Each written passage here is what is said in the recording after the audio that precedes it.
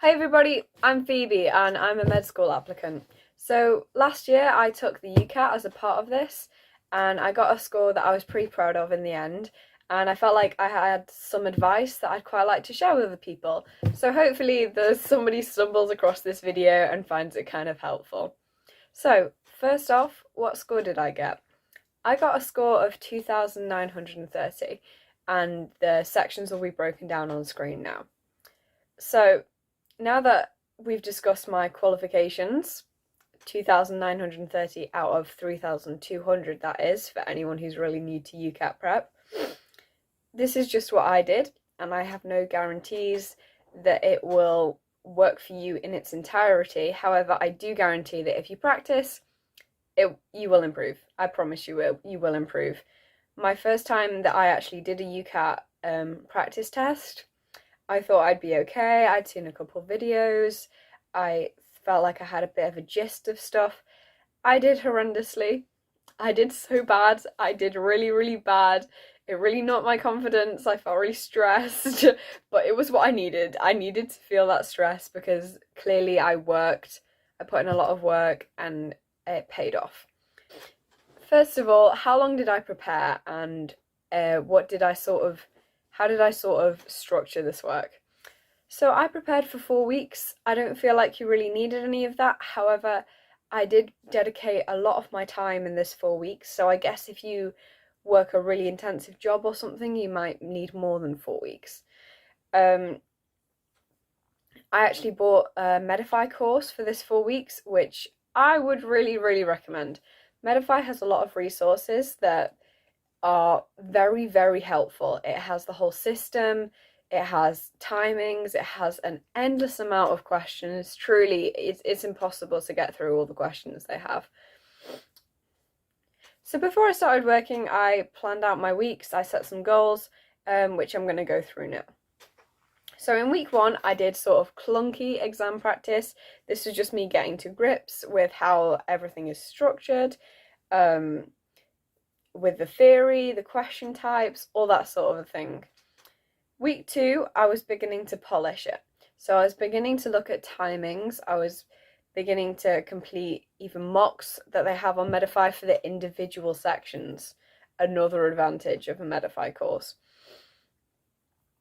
At the end of week 2, I took a mock.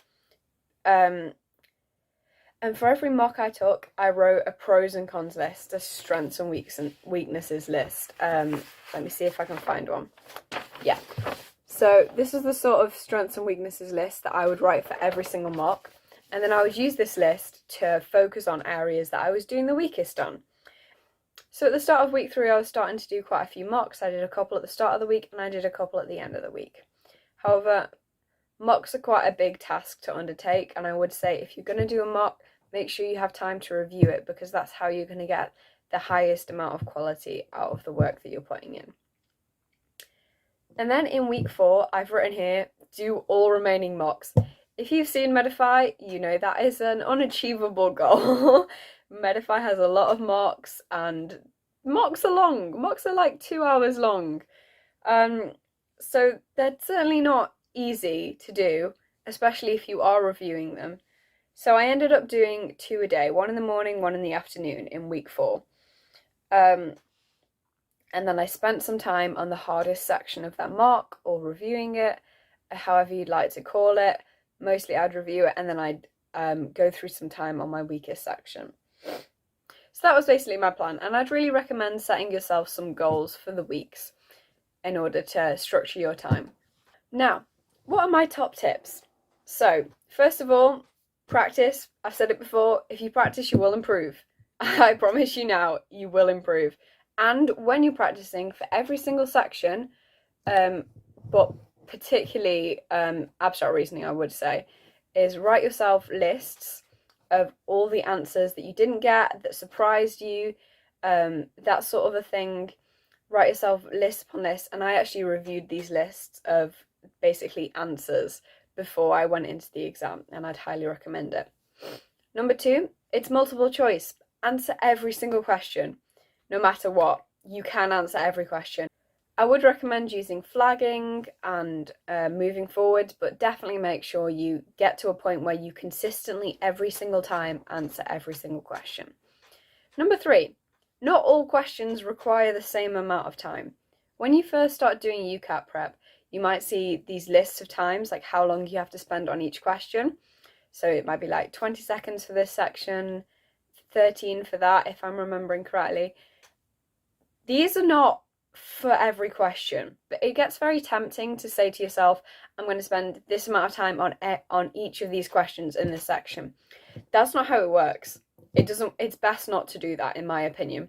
It's best to spend as little amount of time on every single question. So if you had 20 seconds for one question and you can answer that question in 10, don't spend the other 10 seconds reviewing with the work you've done. Move on. Spend that 10 seconds on a harder question, because not all questions are created equal. And my final tip is be used to the system. Whatever it takes for you to get used to the online system, it will just make it so much easier on the day. I personally wish I'd understood how to use the calculator a bit more. I think it would have been helpful for my quantitative reasoning score, but I didn't. But I am overall glad that I was particularly good at flagging and moving on. Flagging and moving on is so important. Flagging and moving on should be your goal. Answer every question, in my opinion. That's how I personally got the score that I did. Okay, now I'm going to move on to the individual sections.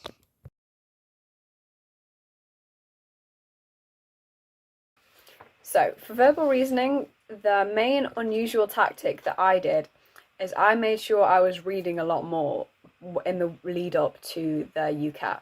So every night I would read some more of my book, and I don't know why, it just seemed to help. I practiced skim reading a lot. I thought that was very important.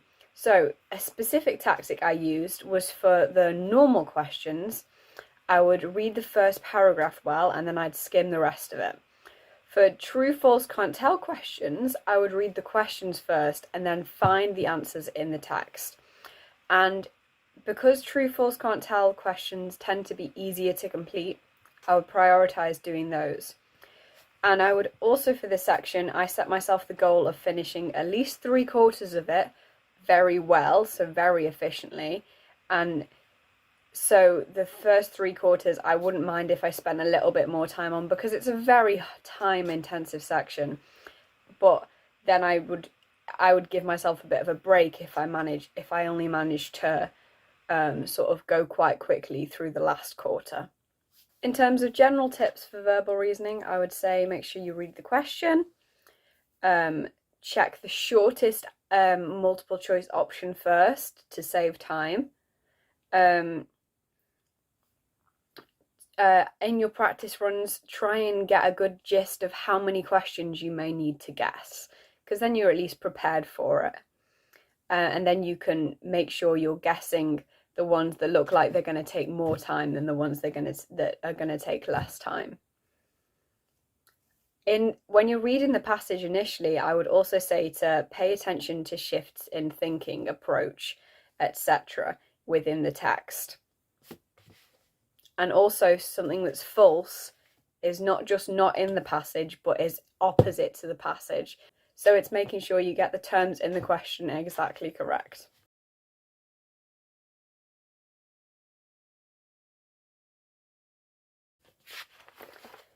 The next section, decision making.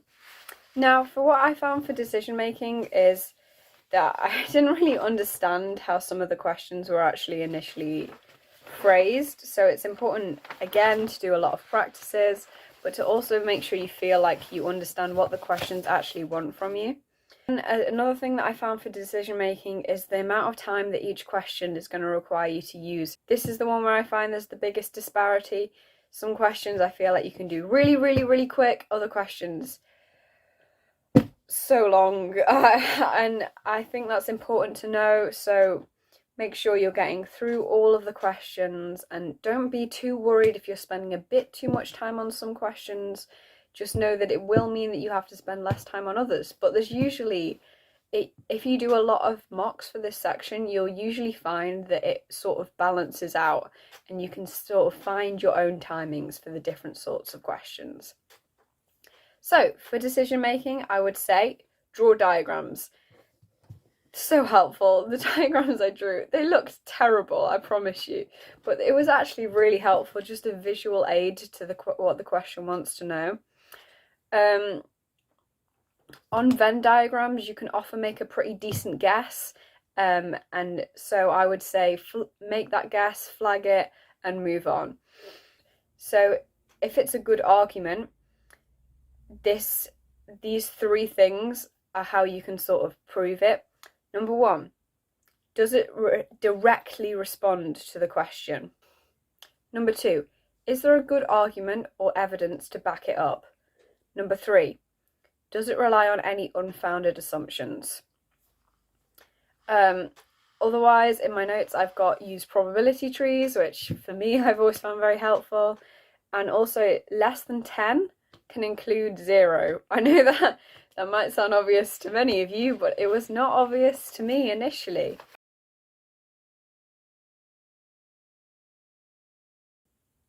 The next section is quantitative reasoning. So in my notes for this, you could tell I was struggling. I found it quite difficult. I say, just please finish this section.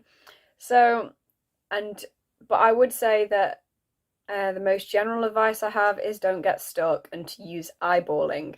Don't just use eyeballing to find the answer. Use eyeballing to rule out answers.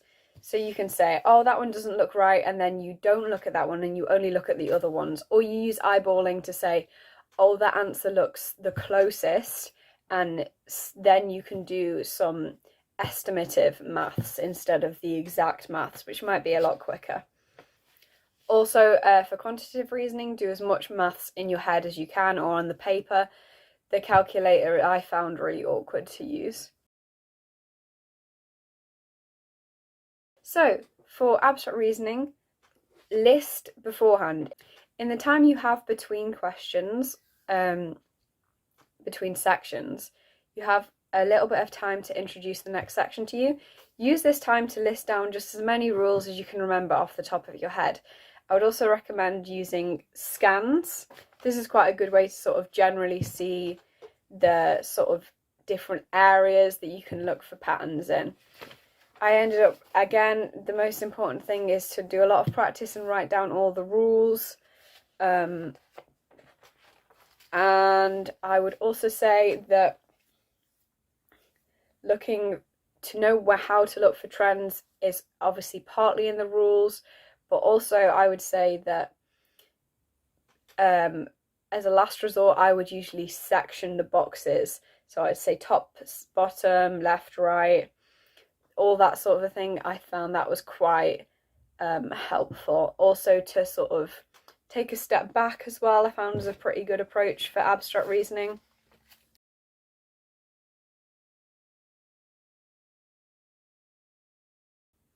The last section is situational judgment. The way I got a band 1 in situational judgment was not only by doing a lot of practice questions, but I read the Code of Conduct and I read Tomorrow's Doctors, and I obviously learned autonomy, beneficence, do no harm, and justice or equality. And I also, for timing for this one, I mainly focused on what time frame I should be at for the 35th question, which is halfway through. I also wrote down a bunch of rules, which I will fully share here, and I also think for this section, one of the most important things is to read the question as thoroughly as you can. These are the top rules that I made for myself for situational judgment based on all the questions I did. Not all of these will be the most common, but some of these will be more so things that perhaps I wouldn't have thought of, and that's why I've written them down as a reminder to myself. So, number 1, always put patient safety first. By comparison, this will change the importance of all the other factors. Patient safety is always number 1. So another rule is lying is very inappropriate. However, if you were in a situation where somebody was to say, oh, don't tell my partner ABC, they're abusive, you prioritise that patient's safety over everything else. Number 2, big confrontations when they aren't needed is always very inappropriate. Number 3, lying is very inappropriate, except when patient safety has changed that. So again, like the example I gave. Number 4, ignoring the problem in any capacity is very inappropriate. Number 5, don't leave upset patients alone. So there's situations where, oh, a patient's crying about their diagnosis, do you want to go get a nurse? It's inappropriate to leave that patient alone, and it also is a slight hazard. Number 6, it's not important if somebody knows about a problem if they're not doing anything to fix it. So whether or not they know doesn't matter. If they're not doing anything to fix it, it's just as bad.